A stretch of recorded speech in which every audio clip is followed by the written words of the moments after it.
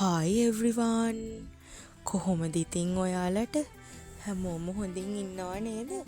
වෙනදා වගේම අදත් මං ආවා ජිම් එකට මගේ වර්ක්අවුට් ටික එහෙම කරගන්න.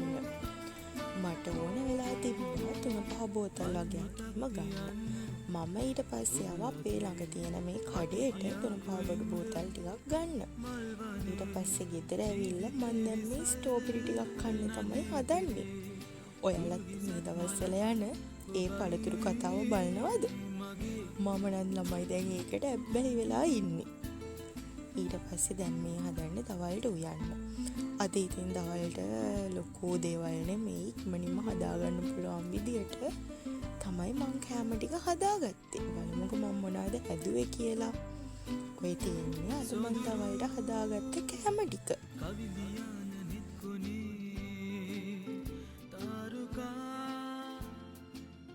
දැන් ඉතින් මම මේ හදන්නේ බත් ටිකක් බෙදාගෙන ගිහිල්ලා ආච්චි අම්මට කවන්න. ඉස්සර මට කැව්ව කරපු එයා දැන් ගොඩක් වයසයිනේ. දැන් ඉතින් මං තමයි එයාට කවන්නේ. කාලේ හැම ඉවර වෙලා වොෂ් එකක් දාලා මම ගියා වත්ත පල්ලෙහා තියෙන කෙසෙල් ගහෙන් කෙසෙල් කොලයක් කපන් එන්න.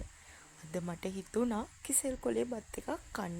වෙනසකටත් එක්ක හොඳයිනේ ඉතින්. බත් එකත් බෙදාගෙන මං දැන් මේ එළියට ඇවිල්ලා බත් කන ගමන් තමයි ඉන්නේ. ඇත්තටම ළමයි මේ දවස්වල පුදුම රස්නයක් තියෙන්නේ. අපේ ගෙදරත් එහෙමයි. දැන් ඉතින් බත් කන ගමන් තමයි ඉන්නේ.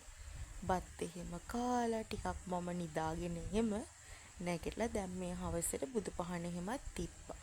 බුදුන් වැඳලා ගණදෙවි පහනක් තියලා ගණදෙවියන්ටත් වැඳලා දැන් මම මේ හදන්නේ රැට කන්න හදාගන්න. ඔයාලා දන්නවද මම මේ මොනවද හදන්නේ කියලා? ළමයි මට දැන් ගොඩ දවස් නම් පිට්ටු කන්න ආසාවක් තිබ්බා. අපේ ගෙවල් ගාව කඩවල වල පිට්ටු නෑ මේ දවස්වල ගන්න. මම ඌ පිට්ස් එකෙත් බැලුවා ඒත් මට හම්බුන්නේ නෑ. ගෙදර පිට්ටු හදාගන්න මට පිට්ටු හදන පිටි තිබ්බෙත් නෑ.